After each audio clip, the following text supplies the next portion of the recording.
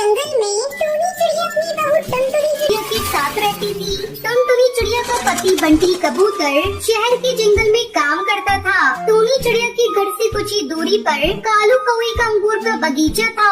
बगीचे में बहुत सारे अंगूर पक चुके थे।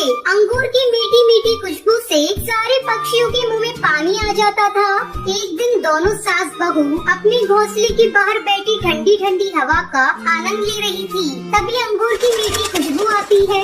माँ जी, अंगूर की बहुत अच्छी खुशबू आ रही है। जी करता है अभी जाऊँ और तोड़कर अंगूर खा लूँ।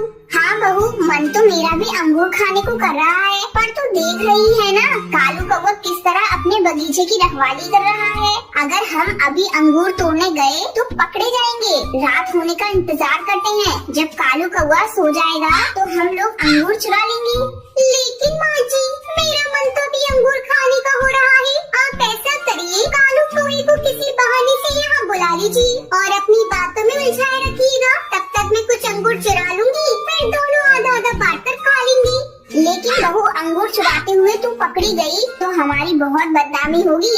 आप बेकार में डर रही है माँ जी, ऐसा कुछ नहीं होगा। मैं यहाँ से जाऊंगी और आप कालू कौवे को बुलाकर अपनी बातों में उलझाए रखिएगा। तब तक उससे बातें करिएगा जब तक मैं वापस न आ जाऊँ। टुनटुनी चिड़िया टुनटुनी की बात मान लेती है। टुनटुनी के जाते ही टुनटुनी चिड़िया झूठ मूठ कर चिल्लाने लगती है। अरे अरे अरे, ओ कालू भैया, जल्दी यहाँ आओ। मेरे घोंसले में एक सांप घुस आया है, जरा उसे निकाल दो। टुनटुनी चिड़िया के चिल्लाने की आवाज सुनकर कालू कौवा अपनी बगीचे की रखवाली छोड़कर वहाँ आता है। क्या हुआ टुनी भाभी, कहाँ है सांप? मैं अभी उसे निकालता हूँ। हाँ कालू भाई, जल्दी आइए। ये देखिए, इस पलंग के नीचे सांप घुस आया है। कालू कौवा सांप को इधर उधर ढूंढने लगता है। उधर टुनटुनी चिड़िया आराम से बहुत सारे अंगूर चुरा लेती है। काफी ढूंढने के बाद भी जब सांप नहीं मिलता तब कालू कौवा वहाँ से जाने लगता है। भाभी, लगता है मेरे आने के डर से सांप भाग गया। अगर फिर से कहीं दिखाई दे तो मुझे बुला लेना। अब मैं अपने बगीचे की रखवाली करने जा रहा हूँ, नहीं तो मेरे अंगूर को जंगल के पक्षी चुरा लेंगे। ऐसा कहकर कालू कौवा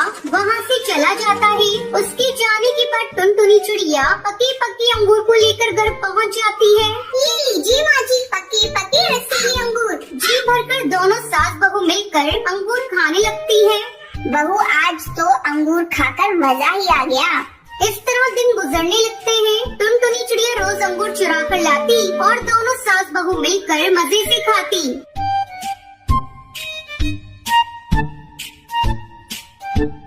एक दिन कालू कौवे को शक होता है। अरे, रोज रोज मेरे बगीचे से अंगूर कब हो रहे हैं? लगता है कोई इन्हें चुरा रहा है। इसका मुझे पता लगाना पड़ेगा। आज मैं किसी कीमत पर अपने बगीचे को छोड़कर कहीं नहीं जाऊंगा। दोपहर होने पर टुनटुनी चिड़िया फिर से कालू कौवे को बुलाने लगती है, लेकिन कालू नहीं आता। दोनों सास बहू मन मार कर रह जाती है।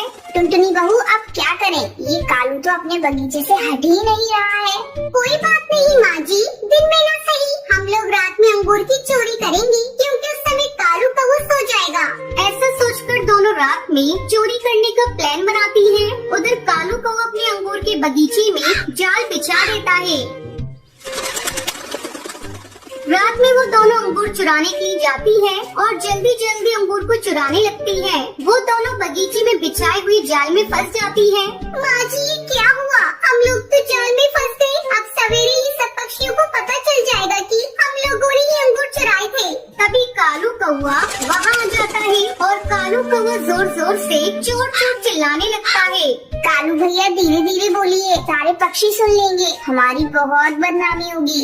लेकिन तुम दोनों की वजह से मेरा बहुत नुकसान हुआ है। कालू भैया, मैं तुम्हारा